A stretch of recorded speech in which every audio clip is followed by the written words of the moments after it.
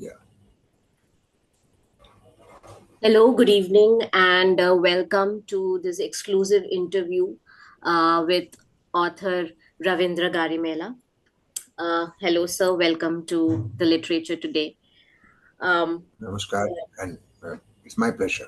Yeah, thank you. so, before we go ahead, I'll just introduce Mr. Garimella to you all who are viewing it today. Ravindra Garimella is a veteran parliamentary bureaucrat with over 30 years of experience in the Indian Parliament. He currently serves as a secretary to the leader of opposition in the Rajya Sabha.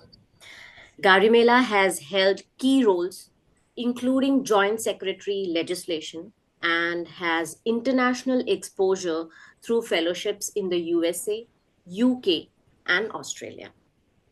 He is also an educator and a published author known for his book Boundless Horizons, Myriad Tales of Human Emotions, which explores human relations and self help.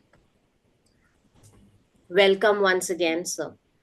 And Thank you. before we actually move on to talk about you and a bit about your book, I would like to talk about your journey from childhood and how you reached, uh, really, what do you say, a handsome, job at the parliament. Okay, thank you. So, in fact, it's a very quite an interesting as a I basically with my commerce, economics, and law background, I wanted to be a corporate lawyer. But then, in the time of preparation, there was incidentally at that point of time, the first time they had introduced the lateral entry to join the Lok Sabha Secretary, Lok Sabha or Rajya Sabha Secretary. There used to be a joint recruitment that was in early 90s. So because I was in a preparatory mode, I just gave the exam and forgot about it. And eventually the interview call came. That also I got through.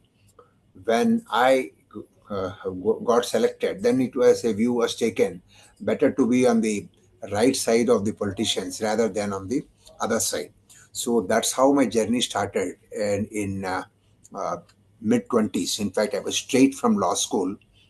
And then, of course, at that point of time, my interest, as was said, in corporate law and the 5 day cricket matches, not this 2020 or 1 day. And then, of course, an English literature. And then this Boundless Horizon Myriad Tales is it's just an outlet of my, occasionally I used to write stories. But then when I joined Parliament, so because I had a law background, so I was straight away posted in the table office, and the legislative table office is actually the hub, the fulcrum, where the entire activity of the house happens. They right from the beginning so, and it was kind of a baptism by fire.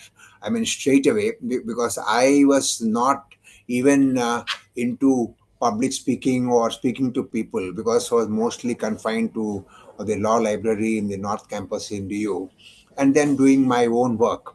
But then, and soon thereafter, in a few years, I was also had the opportunity to be at the officer at the table, right in the well of the house.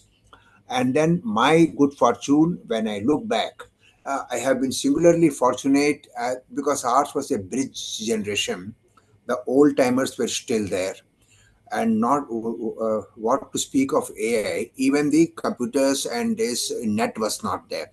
So our orientation was you go to the original source, see go to the library and see the original Constituent Assembly debates or Lok Sabha or Rajya Sabha debates or even Commonwealth and House of Lords debates.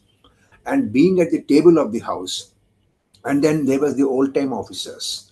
So what I learned, and I was singularly fortunate with the old time officers as well as veteran parliamentarians, starting from Sri Somnath Chatterjee, Sri Indrajit Gupta, Sri S. J. Pal Reddy, Sri L. K. Advani, and then the list goes on.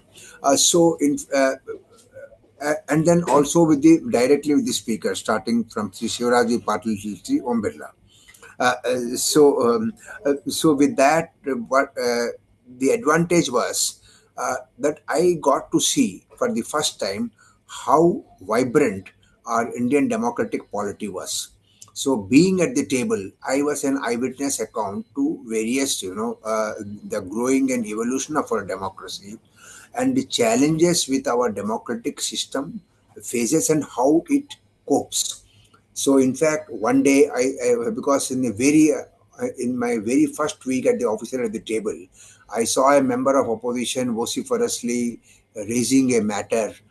He was apparently looking very annoyed and angry, and the minister was also responding in the same measure. I thought perhaps there is uh, a big fight between them.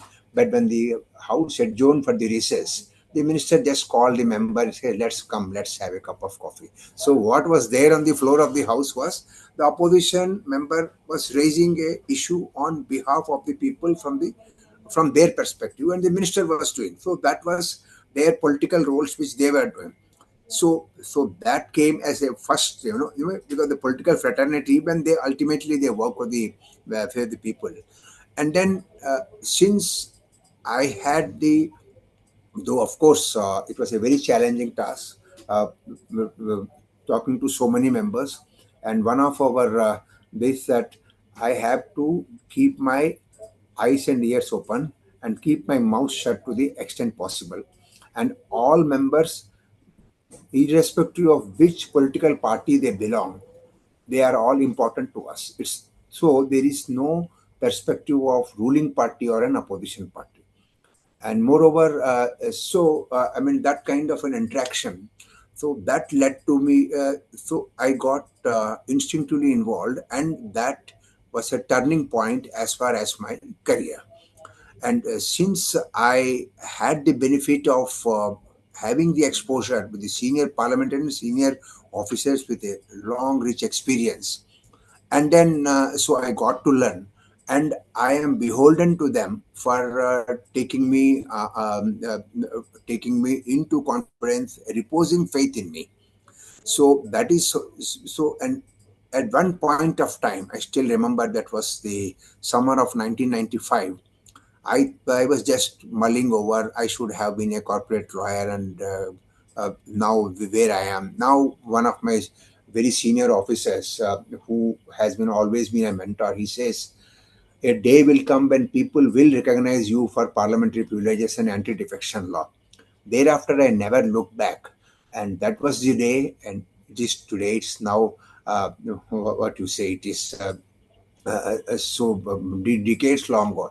So then I started taking, I mean, observing and keen interest, and that was in, after a while, it's like in a gladiator in the so you have all the senior leaders. There is a zero margin till, so you have to be prepared if somebody comes to the table and asks, or even the speaker or the chair they ask. So one has to be quick to respond, and uh, and and in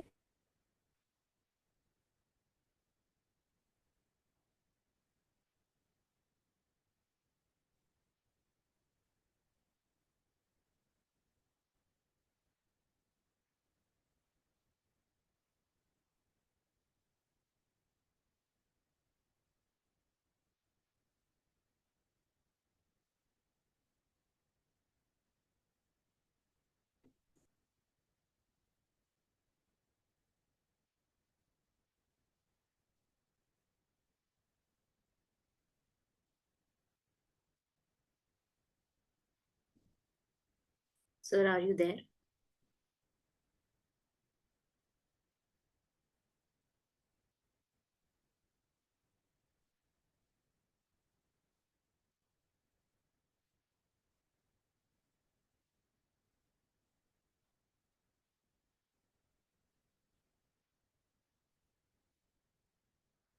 Sir, are you there?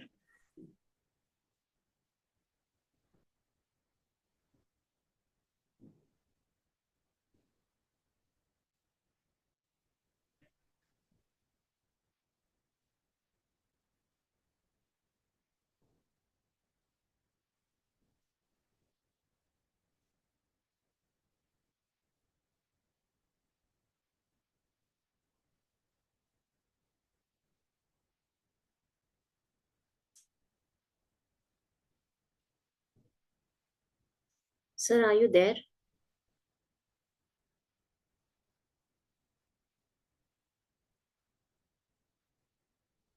Can you join back if you can hear me? Like, There was some, there was, I guess, technical glitch at our end, I guess. Yeah. okay. No worries, So, we can continue. We'll get it edited. yeah, we can continue. And so I never looked back. And then I got an opportunity to visit the Parliament of UK, the Australian Parliament, the Capitol Hill, and the other parliaments. But then I saw the kind of the challenges which and a member of Parliament, they contrary to the perception in some quarters, they really know the pulse of the people and how to respond to a particular matter, how to raise it, be it in whatever language. And then ours is a very diverse, because I'm giving a brief, a longish kind of intro as to how I got into it and where I am now. So we have on the 8th schedule, we have 22 languages in which a member can, other than Hindi and English, in any other 20 languages, there would be a simultaneous interpretation. Of course, they have to give in half an hour's notice. So that is the kind of diversity we have. When I went to Australian Parliament and UK, they were surprised that there could be a deliberation other than English. So, and then there is something within our democratic polity. So whenever something there is a challenge, uh, uh, some solution does come up. It's like Wi-Fi. It is connected but not seen. So that has enthused me to work on it. So the other book, The Parliament of India: Diverse Dimensions, it is from a practitioner's perspective, an eyewitness account, which covers the issues which are there in public domain but are not easily accessible. So that is briefly about. So I'm still, I am very keen. I feel as if I am still in my 20s, still learning. Yeah. Yes. Great. It's an insight to the journey and the story. Of course, you have had your ups and downs, which you had shared today, and it was great to listen to it. So, moving on, what inspired you to compile these 10 articles into a book about the diverse dimensions of Indian Parliament? Yeah, there were two things. In fact, what happened was there has been a paradigm shift with regard to the composition of the Lok Sabha from the 15th Lok Sabha. The Lok Sabha started having more and more new members, and the average age of a member also is Lok Sabha started becoming younger, and even the electorate was also, I mean, the 18 years old started voting. In fact, none other than Dr. Shashi Tharoor, actually, who came across my book Boundless Horizon, he said that it was good.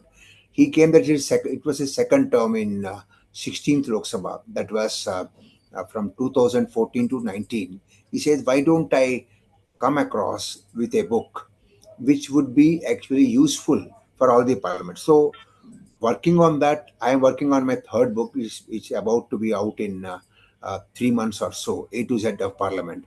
As regard this book, the thing is that it comprises chapters on which there is no ready-made literature. The first trigger was there was a Kenyan delegation, high-power delegation. They wanted somebody to speak on whips, parliamentary whips. It is done usually by Ministry of Parliamentary Affairs. But this was so they asked so many people. Eventually, it came up to me. I said that I don't have a prepared text with me, but based on my experience, I can give a free flowing talk. So that went off very well. In fact, the delegation suggested, then why don't you make a PowerPoint presentation?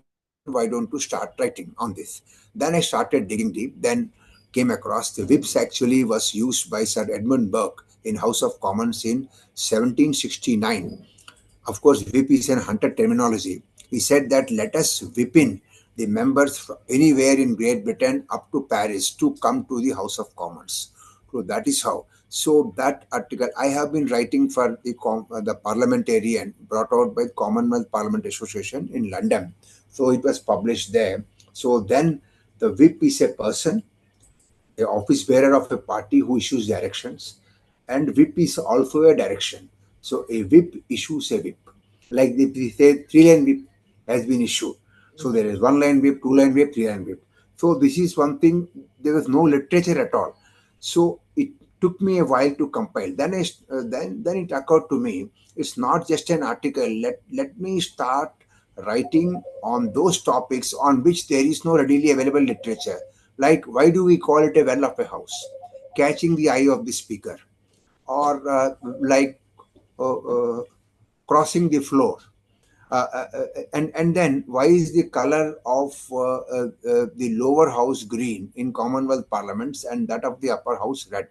So so then the research led me to 13th century in Runnymede, when red used to represent the royalty, the elite, and the green represent the peasants and the common man. So on, and then there is also a status of expelled anti-defection law, where the members are expelled, though they are expelled by the party, but they do not lose their membership. That is one of the lacunae and shortcoming anti-defection law. So there is a chapter on that, and there is also a chapter on rituals and ceremonies. These also carry a lot of importance. Like there is a president's address, and there is a procession which goes, and there is, of course, on every member's birthday, there will be a portrait and in the central convergence point, so on and so forth. So eventually, one thing led something about nominated members. There is a chapter on the nominated members. In fact, I concluded my book with the last chapter, A Day in a Parliament, how it begins and how it ends. And then also there is some literary expressions, because when Somnath Chatterjee was the speaker, I consider that as a renaissance period for me. I had a lot of freedom to write, express, use, even in serious reports, because parliamentary reports should not be like official gazettes, like typical official jargon. It should be made engaging. So Mhm. we used to, I had the uh, liberty to use quotes from Ralph Waldo Emerson, Swami Vivekananda, from Upanishads, from T.S. Eliot. So there is another chapter, though it is dealing with a very serious issues of expulsion of members for misconduct, but we had used various quotes from the literary background. So that is literary interludes in parliamentary reports. So so eventually, so now it has got 11 chapters on. That is why I said it's a diverse dimensions. But then one thing common is, there are two things common in all the chapters. This is an purely an eyewitness account of what I have observed over the years and what I have seen. And the other thing is, there isn't any ready made literature on any of the chapters which I have written. If somebody were to look, so this also, that is another USP of this book. So I hold it. Of course, my second book is A to Z of Parliament. I mean, now I am working on the final chapters. So it should be out in 2 or 3 months. So that is sum and substance of this book. I mean, what actually led me to bring it, because there is lot of literature on Parliament, but then I wanted to do something on which, like Robert Frost has taken, road not to be taken, a Correct. road less traversed, Let's traverse to it. put it like that. Yes. Great. So, in your experience as a parliamentary officer, what changes have you observed in the interest and engagement levels of newly elected legislatures? As you also mentioned that now we have youngsters coming in with an Yeah. age of around 35. So, what is the interest they have? What kind of engagement levels they have? And other stakeholders also in parliamentary expression and practices. No, in this cyber age, of course, the advantage of their connectivity and their coming up with much more much more research is there. At the same time, they have a zeal. But then, so the advantage is that, because we are in sync with times, moving with times. Uh, so that is the plus point of having the new members, the younger members, or even new members who are not young, but they have never been a member before. So that I mean that will be they will be mirroring the society as it is in the country, Sure. because a lot has happened in this country, because we have seen, I mean, and the things have moved very fast. So that freshness, that like a fresh zephyr of air in the parliament. But at the same time, there is another thing is, like the new parliamentarians, they also are keen, and also need, there is a there's an ongoing endeavor to orient them with various parliamentary devices which are available to them to raise the matters, because the zeal, their knowledge, their cyber savviness is fine, but at the same time to be oriented, because all of a sudden from 15th Lok Sabha, because there was used to be a continuity of the members, more or less. Most of the members used to be returned, so they came with the institutional knowledge and the parliamentary knowledge. But suddenly we find 300 plus members are new. So so what has to be synthesized is to orient them with the parliamentary procedures, which, whatever time it may be, can never be compromised, which have to be adhered to. So a synthesis. So that is the experience. Like the digitization now, now anybody wants to go to see a constituent assembly debate, they, like me, they need not go to parliament library or national archives. Now we have e-parlib, so we can reach archives available on the net itself.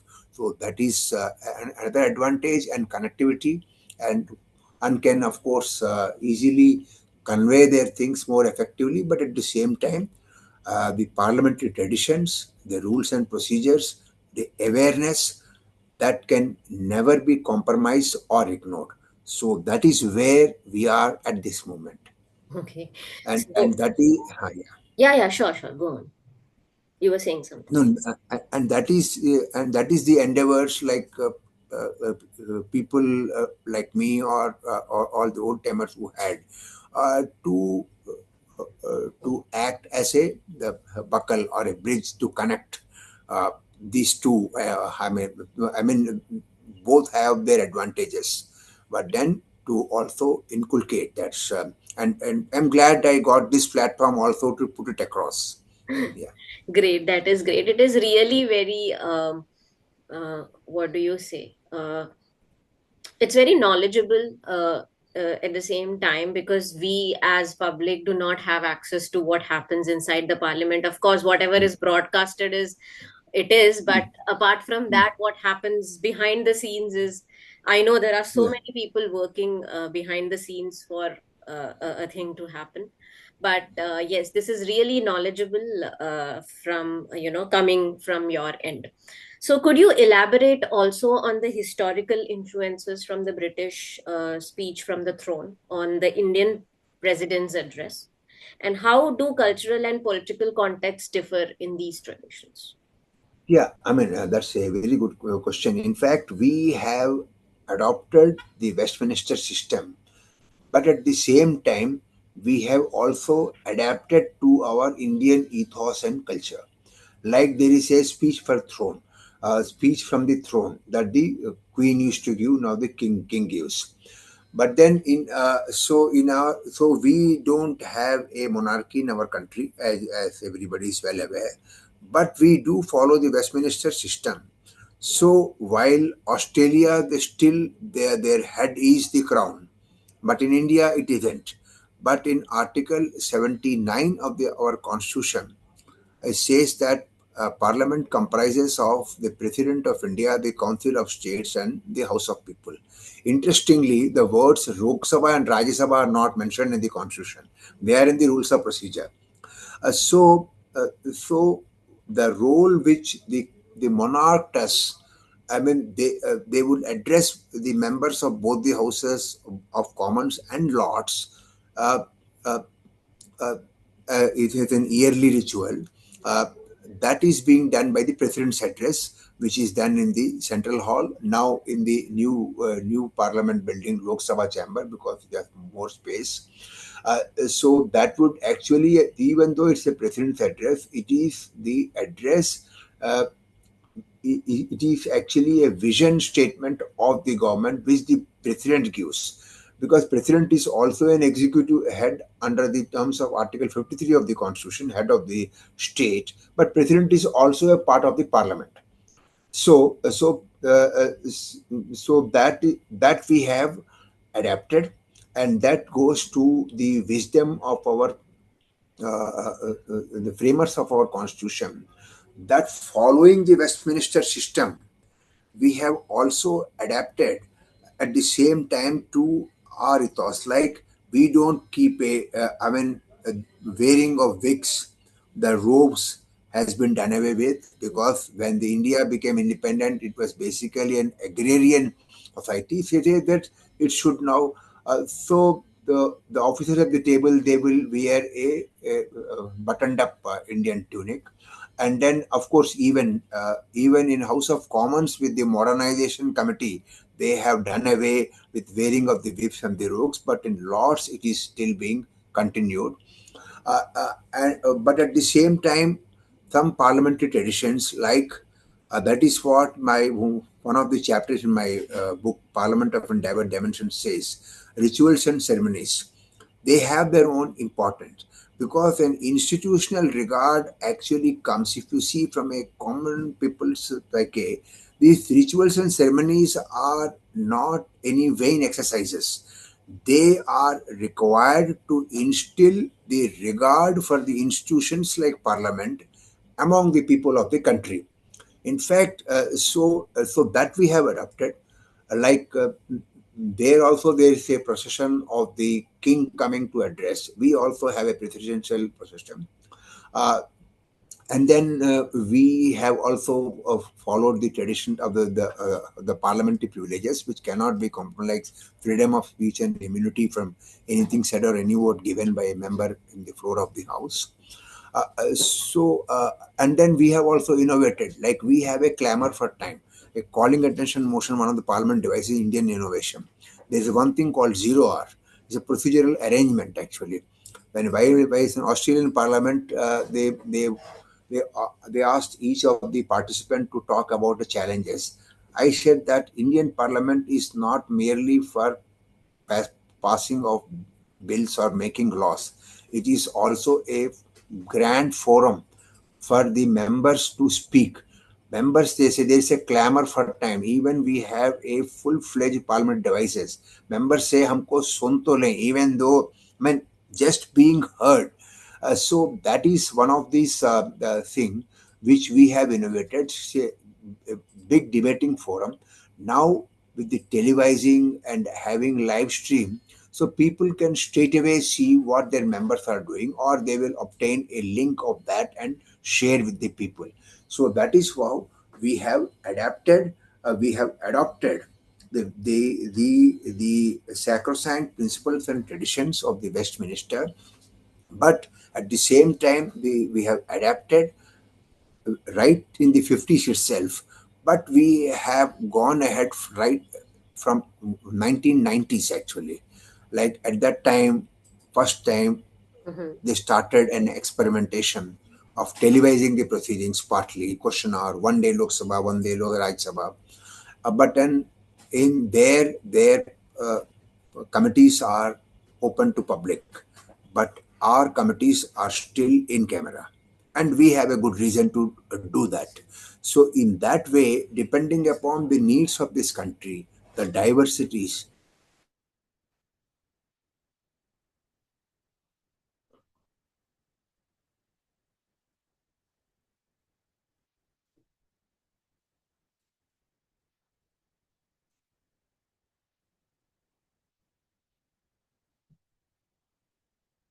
I think there is a glitch again.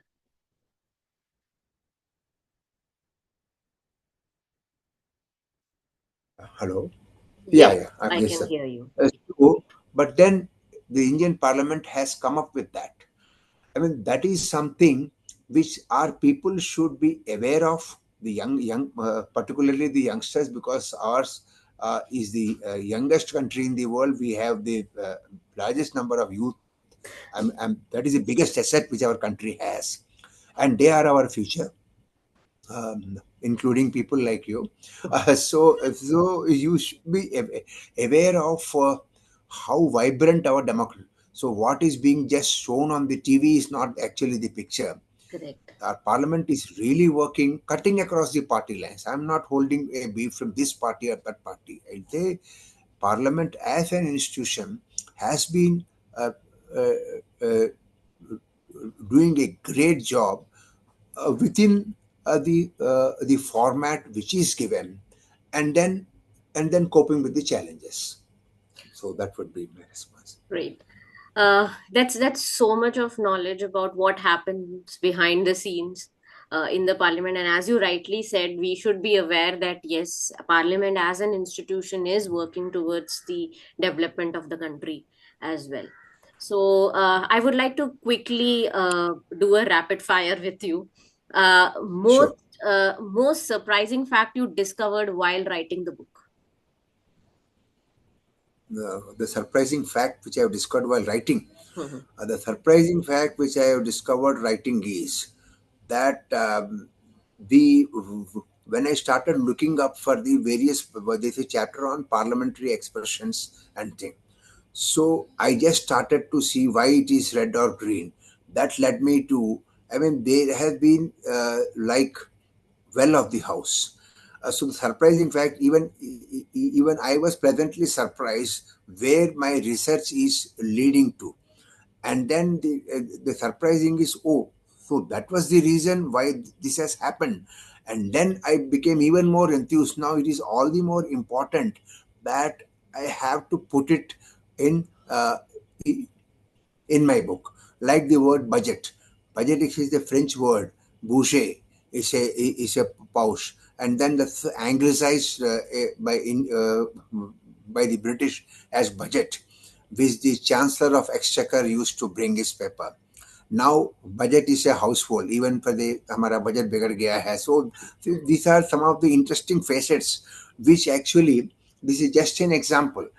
So there are many parliamentary terms which have a very interesting legacy or a history behind them. So I was aware what I am looking for, but when I dug deeper in the research, so I was also pleasantly surprised. So, whoa, that was the origin. I mean, that needs to be, yes, it needs to be shared. Right. Yes. So, if you could witness any historic parliamentary debate, which one would it be? That would be the debate on when there is a confidence motion was brought against one government headed by Dr. Manmohan Singh, when the left withdrew their support because India had signed at that time the civil nuclear deal with George Bush regime in 2008, 21 and 22. 21st and 22nd July 2008.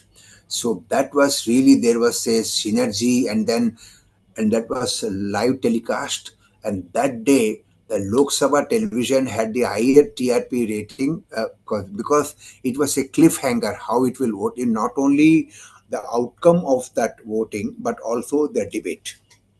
Right. So, a parliamentary ritual you find fascinating. Parliament, A parliamentarian, parliamentary ritual you find fascinating.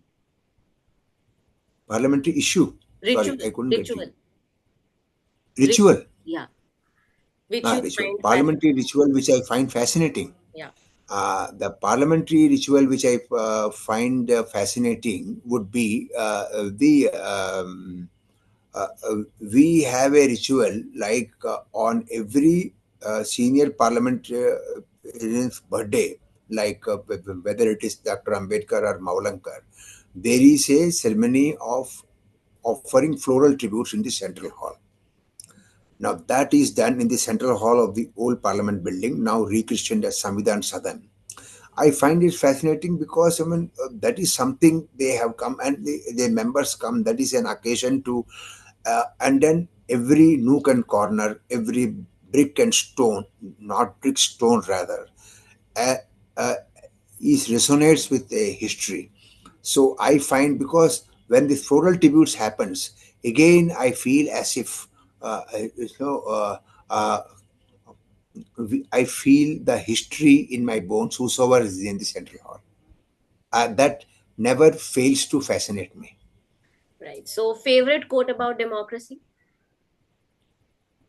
Favorite quote about democracy would be by Dr. B.R. Ambedkar. We say that howsoever good a constitution might be, I mean, just saying what I remember, howsoever good the constitution may be, the things can completely go wrong. So much would depend upon because it was he said that on the penultimate day before the constitution was adopted, that is on 25th of November 1949, when this preamble was discussed.